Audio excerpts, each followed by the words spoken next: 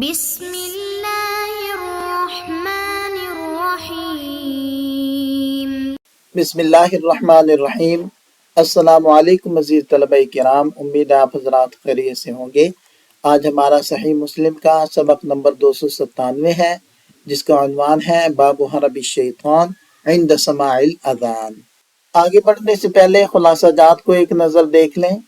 بھی قال حدثني أمية بن بسطام قال حدثنا يزيد يعني بن زريع قال حدثنا روح عن سهيل قال أرسلني أبي إلى بني حارثة قال ومعي غلام لنا أو صاحب لنا فناداه مناد من حائط باسمه قال وأشرف الذي معي على الحائط فلم ير شيئا فذكرت ذلك لأبي فقال لو شعرت أنك تلقى هذا لم أرسلك ولكن إذا سمعت صوتا فنادي بالصلاة فإني سمعت أبا هريرة رضي الله عنه يحدث عن رسول الله صلى الله عليه وسلم أنه قال إن الشيطان إذا نودي بالصلاة ولى وله حصاص۔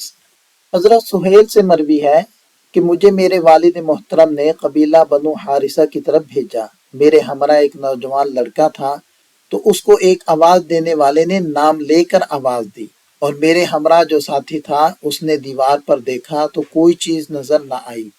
میں نے یہ بات اپنے والد محترم کو ذکر کی تو والد صاحب نے فرمایا اگر مجھے معلوم ہوتا کہ تمہارے ساتھ یہ معاملہ پیش آنے والا ہے تو میں آپ کو نہ بھیجتا، لیکن جب بھی آپ ایسی آواز سنو تو اذان دیا کرو، کیونکہ میں نے حضرت ابو ہریرہ رضی اللہ عنہ سے سنا، وہ نبی پاک صلی اللہ علیہ وسلم سے حدیث روایت کرتے تھے کہ آپ علیہ السلام نے فرمایا جب اذان دی جاتی ہے تو شیطان پیٹھ پھیر کر بھاگنے لگتا ہے اور اس کی ہوا خارج ہو رہی ہوتی ہے۔ اس اسناد کے رجال 6 ہیں۔ پہلے ہیں امیہ بن بسطام العیشی صدوق، دوسرے ہیں یزید بن زریع العیشی ثقۃ ثبت، تیسرے ہیں روح بن قاسم التمیمی العنبری ثقۃ حافظ۔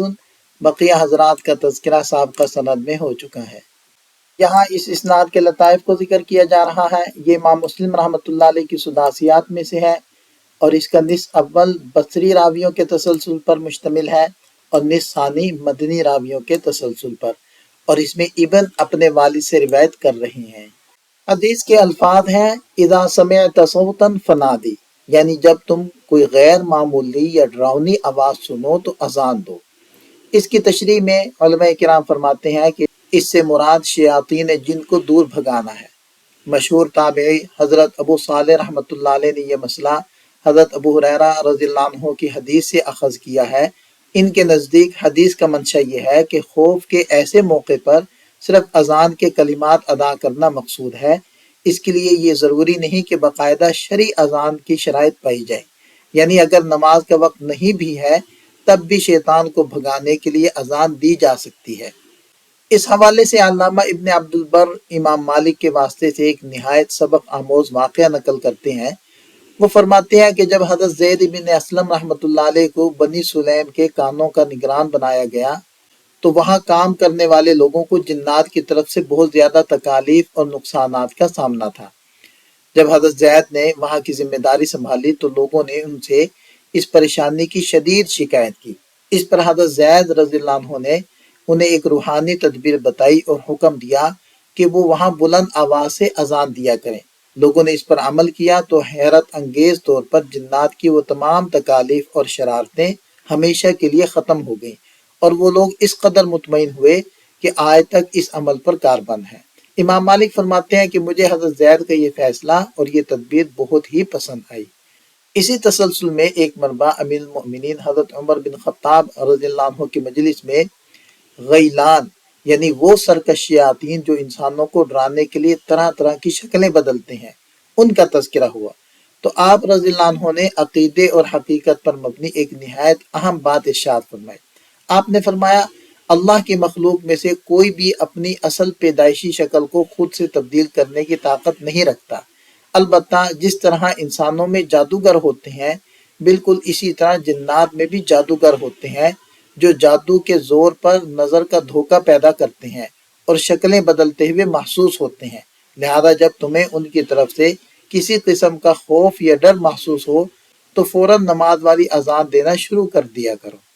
وبه قال حدثنا قتيبة بن سعيد قال حدثنا المغيرة عن الحزامي عن أبي الزناد عن الأعرج عن أبي هريرة رضي الله عنه أن النبي صلى الله عليه وسلم قال إذا نودي للصلاة أدبر الشيطان له زرات حتى لا يسمع التأذين فإذا قضي التأذين أقبل حتى إذا ثوب بالصلاة أدبر حتى إذا قضي التثويب أقبل حتى يختر بين المرء ونفسه يقول له اذكر كذا واذكر كذا لما لم يكن يذكر من قبل حتى يظل الرجل ما يدري كم صلى۔ حضرت ابو ہریرہ رضی اللہ عنہ سے مروی ہے کہ حضور نبی کریم صلی اللہ علیہ وسلم نے ارشاد فرمایا، جب نماز کے لیے اذان دی جاتی ہے تو شیطان ہوا خارج کرتا ہوا پیٹ پھیر کر بھاگنے لگتا ہے تاکہ اذان سنائی ہی نہ دے۔ جب اذان ختم ہو جاتی ہے تو واپس لوٹ آتا ہے، اور جب نماز کے لیے اقامت کہی جاتی ہے تو پھر بھاگ جاتا ہے، اور جب اقامت ختم ہوتی ہے تو پھر آ جاتا ہے، یہاں تک کہ لوگوں کے دلوں میں وسوسے ڈالتا ہے اور کہتا ہے کہ فلاں چیز کو یاد کر اور فلاں چیز کو یاد کر، حالانکہ وہ باتیں اس کو پہلے یاد بھی نہیں تھیں۔ ان وسوسوں کی وجہ سے انسان بھول جاتا ہے اور اس کو یاد نہیں رہتا کہ اس نے کتنی نماز پڑھی ہے۔ اس اسناد کے رجال 5 ہیں۔ پہلے ہیں قتیبہ بن سعید الثقفی ثقۃ ثبت، دوسرے ہیں المغیرہ الحزامی، تیسرے ہیں ابو الزناد عبداللہ بن زکوان القرشی ثقۃ فقیہ، چوتھے ہیں الاعرج عبد الرحمن بن ہرمز ثقۃ ثبت فقیہ، اور پانچویں ہیں صحابی رسول حضرت ابو ہریرہ رضی اللہ عنہ۔ اس حدیث کے الفاظ ہیں اذا ثوب بالصلاۃ، یعنی جب نماز کے لیے اقامت کہی جاتی۔ اس میں لفظ ثوبہ، اس کے 2 ماخذ بیان کیے گئے ہیں۔ پہلا ماخذ یہ لفظ صابہ سے نکلا ہے جس کا مطلب ہے واپس لوٹنا۔ اسی سے لفظ ثواب بھی بنتا ہے کیونکہ انسان کے کیے گئے نیک عمل کا فائدہ اور جزا گھوم کر واپس اسی کی طرف لوٹتی ہے۔ چونکہ اقامت بھی اذان کے بعد دوبارہ لوٹ کر کیے جانے والے اعلان کا نام ہے، اس لیے اسے تثویب کہا گیا۔ دوسرا ماخذ ہے کہ عربی میں کپڑے کو ثوب کہتے ہیں۔ پرانے زمانے میں جب کوئی شخص کسی کام سے فارغ ہوتا اور دوسرے کو متوجہ کرنا چاہتا تو وہ اپنا کپڑا ہلا کر اشارہ کرتا تھا۔ اسی مناسبت سے لوگوں کو نماز کے لیے بلانے کو بھی تثویب کہہ دیا گیا۔ جمہور علماء کرام فرماتے ہیں کہ اس حدیث میں تثویب سے مراد اقامت ہے۔ امام ابو عوانہ نے اپنی صحیح میں اور امام خطابی، امام بہقی وغیرہ نے اسی پر یقین کا اظہار کیا ہے۔ علامہ قرطبی رحمۃ اللہ علیہ اس کی مزید وضاحت کرتے ہوئے فرماتے ہیں کہ جب نماز کھڑی کی جاتی ہے تو اسے تثویب اس لیے کہا جاتا ہے کیونکہ مؤذن اذان کی طرح کے کلمات کی طرف دوبارہ لوٹتا ہے، اور عربی لغت کا قاعدہ ہے جو شخص بھی کسی آواز کو بار بار دہرائے اسے مصوب کہا جاتا ہے۔ حدیث کے اگلے حصے میں نمازی کے دل میں شیطان کے وسوسے ڈالنے کا ذکر ان الفاظ میں آیا ہے، حتی یختر۔ اس لفظ کی 2 طرح سے قرات اور تشریح کی گئی ہے، یختر طا کے کسرہ کے ساتھ۔ قاضی یاز رحمۃ اللہ علیہ فرماتے ہیں کہ اگرچہ ہم نے اکثر راویوں سے یہ لفظ طا کے پیش کے ساتھ سنا ہے، لیکن لغت اور حدیث کے پختہ ماہرین نے اسے طا کے کسرہ کے ساتھ ذکر کیا ہے، اور در حقیقت یہی تلفظ درست ہے۔ اس کا مطلب ہے وسوسہ ڈالنا۔ لغت میں اس کی اصل اس اونٹ سے لی گئی ہے جو مسلسل اپنی دم ہلا کر اپنی رانوں پر مارتا رہتا ہے، یعنی شیطان بھی نمازی کے دل میں مسلسل اور بے قراری کے ساتھ وسوسے پیدا کرتا رہتا ہے۔ اور اگر پیش کے ساتھ اسے پڑھا جائے یعنی یختر، تو یہ مرور یعنی گزرنے کے معنی میں آتا ہے۔ اس صورت میں مفہوم یہ ہوگا کہ شیطان نمازی کے انتہائی قریب آ جاتا ہے اور اس نمازی کے اور اس کے دل کے درمیان سے گزر کر اس نماز سے غافل اور خیالات میں مشغول کر دیتا ہے۔ بین المرء و نفسہ، علماء فرماتے ہیں کہ یہاں نفس سے مراد انسان کا دل ہے۔ مشہور شاعر امام باجی رحمۃ اللہ علیہ اس کا مفہوم یوں بیان کرتے ہیں کہ جب انسان نماز کے لیے کھڑا ہوتا ہے تو شیطان اس کے اور اس کے دل کے ارادوں کے درمیان ایک دیوار بن کر کھڑا ہو جاتا ہے، یعنی وہ انسان کو اس بات سے روکنے کی پوری کوشش کرتا ہے کہ وہ یکسوئی اور مکمل اخلاص کے ساتھ اللہ تعالیٰ کی طرف متوجہ ہو سکے۔ وہ دل میں دنیاوی خیالات لا کر نماز کے خشوع اور خضوع کو تباہ کر دیتا ہے۔ حافظ ابن حجر عسقلانی رحمۃ اللہ علیہ نے یہاں ایک انتہائی دلچسپ اور علمی نقطہ اٹھایا ہے۔ وہ فرماتے ہیں کہ علماء کے درمیان اس بات پر بڑا غور و خوض ہوا کہ آخر اس میں کیا حکمت ہے کہ شیطان اذان اور اقامت کی آواز سن کر تو دور بھاگ جاتا ہے، لیکن جب بندہ نماز کے اندر قرآن مجید کی تلاوت اور اللہ کا ذکر کرتا ہے تو وہ نہیں بھاگتا بلکہ پاس آ کر وسوسے ڈالتا ہے۔ اس کی علماء نے چند بڑی شاندار وجوہات حکمتیں بیان کی ہیں۔ ایک رائے یہ ہے کہ شیطان اذان سن کر اس لیے اتنی دور بھاگ جاتا ہے تاکہ اسے قیامت کے دن مؤذن کے حق میں گواہی نہ دینی پڑے، کیونکہ حدیث کا واضح فیصلہ ہے کہ مؤذن کی آواز جہاں تک جاتی ہے اسے سننے والا ہر جن اور انسان قیامت کے دن اس کے حق میں گواہی دے گا۔ شیطان چونکہ مؤذن کا کھلا دشمن ہے، اس لیے وہ اس فضیلت اور گواہی سے بچنے کے لیے دور بھاگ جاتا ہے۔ دوسری رائے یہ ہے کہ شیطان اذان کی آواز سے شدید نفرت اور چڑ کی وجہ سے بھاگتا ہے، اور پھر جب اذان ختم ہو جاتی ہے تو وہ نمازی کی نماز خراب کرنے کے لیے وسوسے لے کر واپس آ جاتا ہے۔ علماء فرماتے ہیں کہ اس کا یہ واپس آنا بھی دراصل اس کے بھاگنے ہی کی ایک قسم ہے، کیونکہ ان دونوں حرکتوں میں جو چیز مشترک ہے وہ ہے استخفاف، یعنی وہ ان دونوں حرکتوں کے ذریعے اللہ کے ذکر کو ہلکا جاننے، اس سے بے اعتنائی برتنے اور دین کی توہین کرنے کی کوشش کرتا ہے۔ تیسری حکمت علامہ ابن الجوزی رحمۃ اللہ علیہ نے ایک بڑی گہری اور نفسیاتی وجہ بیان کی ہے۔ وہ فرماتے ہیں کہ دراصل اذان کے کلمات میں ایک خاص قسم کی ہیبت، جلال اور رعب ہوتا ہے، جس کی وجہ سے شیطان کی گھبراہٹ بہت بڑھ جاتی ہے اور وہ ٹک نہیں پاتا۔ اس کی ایک بڑی وجہ یہ بھی ہے کہ اذان دیتے وقت مؤذن کے دل میں عام طور پر ریاکاری یا غفلت پیدا نہیں ہوتی۔ اس کے برعکس نماز کا معاملہ الگ ہے۔ نماز میں چونکہ انسان کا نفس حاضر ہوتا ہے اور مختلف خیالات امڑ کر آتے ہیں، اس لیے وہاں شیطان کو وسوسہ اندازی کے دروازے کھلے مل جاتے ہیں۔ اسی آخری حکمت کی بنیاد پر مشہور محدث امام ابو عوانہ نے اپنی کتاب میں اس حدیث پر باقاعدہ ایک باب باندھا ہے، جس کا عنوان ہے اس بات کی دلیل کہ مؤذن اپنی اذان اور اقامت کے دوران ہر قسم کے شیطانی وسوسوں اور ریاکاری سے بالکل محفوظ ہوتا ہے، کیونکہ شیطان اس سے کوسوں دور ہوتا ہے۔ فتح الباری میں علامہ ابن ابی جمرہ رحمۃ اللہ علیہ فرماتے ہیں کہ شیطان کے اذان سے بھاگنے کی وجہ یہ ہے کہ اذان دراصل تمام اعمال میں سب سے افضل عمل یعنی نماز کا اعلان ہے، اور یہ اعلان جن کلمات کے ذریعے کیا جاتا ہے وہ بہترین ذکر ہے۔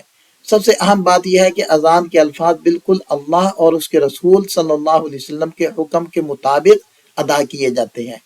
ان میں اپنی طرف سے نہ تو کوئی کمی کی جا سکتی ہے اور نہ زیادتی۔ اس خالص اور کامل ذکر کی ہیبت سے خبیث شیطان بھاگنے پر مجبور ہو جاتا ہے۔ اس کے برعکس جب انسان نماز کے لیے کھڑا ہوتا ہے تو اکثر لوگوں سے نماز کے حقوق ادا کرنے میں کوتاہی اور غفلت ہو جاتی ہے۔ شیطان نمازی کی اسی غفلت اور کمزوری کا فائدہ اٹھاتا ہے اور اس پر حملہ آور ہو کر وسوسے ڈالتا ہے۔ علامہ فرماتے ہیں کہ اگر یہ فرض کر لیا جائے کہ کوئی نمازی اپنی تنہائی کے نماز میں خشوع اور خضوع اور تمام شرائط کو کامل طریقے سے ادا کرے تو شیطان اس کے قریب بھی نہیں پھٹک سکتا، لیکن ایسا کامل نمازی ملنا نادر ہے، اور اگر ایسے کامل نمازیوں کی جماعت مل کر نماز پڑھ رہی ہو جس میں سبھی کو خشوع اور خضوع کمال درجے کا ہو، یہ صورت تو اور بھی زیادہ نایاب ترین ہے۔ بر صغیر کے عظیم مفکر علامہ شاہ ولی اللہ دہلوی قدس اللہ سرہ فرماتے ہیں کہ اذان دینا دراصل شعبہ نبوت یعنی انبیاء کرام کے کام کا ایک حصہ ہے۔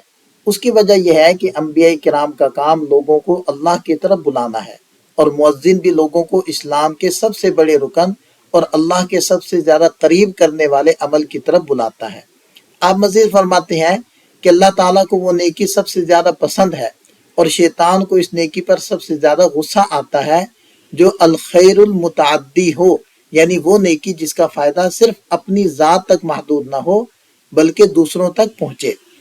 مؤذن اذان دے کر کلمہ حق کو بلند کرتا ہے اور پوری بستی کو فائدے کی طرف بلاتا ہے۔ اسی بات کو سمجھانے کے لیے شاہ ولی اللہ رحمۃ اللہ علیہ نے 2 حدیثوں کا حوالہ دیا ہے۔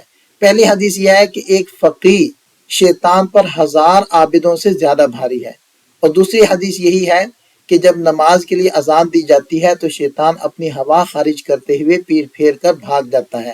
ان دونوں احادیث میں مشترک بات یہی ہے کہ جو شخص دین کا فائدہ دوسروں تک پہنچاتا ہے، شیطان اس سے سب سے زیادہ خوف زدہ ہوتا ہے۔ آگے حدیث کے الفاظ ہیں لما لم یکن یذکر من قبل، یعنی شیطان نمازی کو وہ باتیں یاد دلاتا ہے جو اسے نماز شروع کرنے سے پہلے بالکل یاد نہیں تھی۔ اس کی تشریح میں ایک نہایت دلچسپ اور سبق آموز واقعہ نقل کیا گیا ہے۔ امام اعظم ابو حنیفہ رحمۃ اللہ علیہ کے پاس ایک شخص آیا اور شکایت کی کہ اس نے اپنا کچھ مال زمین میں دفن کیا تھا لیکن اب وہ جگہ بالکل بھول گیا ہے۔ امام صاحب نے اپنی کمال فراست سے کام لیتے ہوئے اسے ایک عجیب تدبیر بتلائی۔ آپ نے فرمایا کہ جاؤ اور نفل پڑھنا شروع کر دو اور اس بات کی پوری کوشش کرنا کہ نماز میں دنیا کا کوئی خیال نہ آئے۔ اس شخص نے جا کر ایسا ہی کیا۔ وہ بھی نماز ہی میں تھا کہ شیطان نے اسے اس دفن شدہ مال کی جگہ یاد دلا دی، کیونکہ شیطان یہ ہرگز برداشت نہیں کر سکتا تھا کہ وہ شخص یکسوئی سے نماز پڑھے، لہذا شیطان نے اس کی توجہ ہٹانے کے لیے بھولی ہوئی جگہ یاد دلا دی۔ بعض علماء کا خیال ہے کہ شیطان نماز میں صرف وہی باتیں یاد دلاتا ہے جو انسان پہلے سے جانتا ہو، کیونکہ انسان کا ذہن جانی پہچانی باتوں کی طرف جلدی مائل ہوتا ہے۔ لیکن حافظ ابن حجر عسقلانی رحمۃ اللہ علیہ فتح الباری میں فرماتے ہیں کہ ظاہر یہی ہے کہ شیطان کا دائرہ کار اس سے زیادہ وسیع ہے۔ وہ معلوم باتیں یاد دلا کر بھی ذہن کو الجھاتا ہے اور نامعلوم اور نئی باتیں ذہن میں لا کر بھی انسان کو سوچوں میں گم کر دیتا ہے۔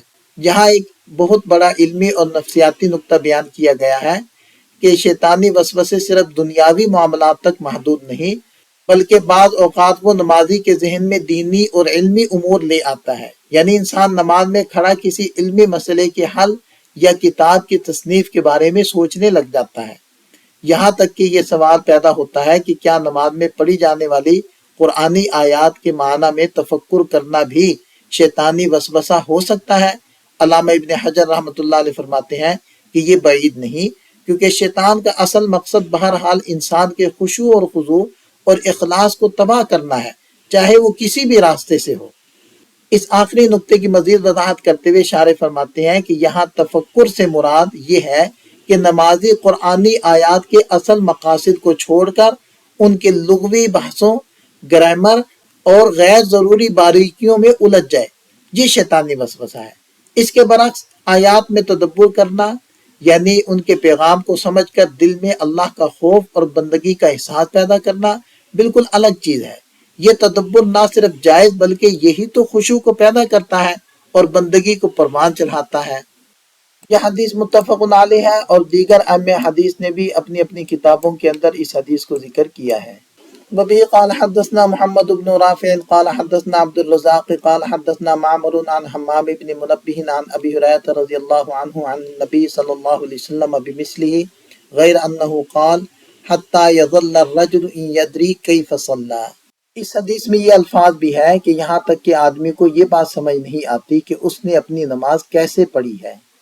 اس اسناد کے رجال 5 ہیں۔ پہلے ہیں محمد بن رافع النیسابوری ثقۃ عابد، دوسرے ہیں عبد الرزاق بن حمام الحمیری، تیسرے ہیں معمر بن راشد الازدی، چوتھے ہیں حمام بن منبہ بن کامل۔ یہ ان احادیث سے حاصل ہونے والے چند فوائد ہیں۔ یہاں ہمارا سبق مکمل ہو جاتا ہے۔ ایک نظر خلاصے کو دیکھ لیں۔ یہ سبق سے متعلق چند سوالات ہیں، ان کے جواب تحریر کریں۔ ملتے ہیں نئے سبق کے ساتھ۔ اللہ تعالیٰ ہم سب کا حامی و ناصر ہو۔ دعا میں یاد رکھیے گا۔ السلام علیکم۔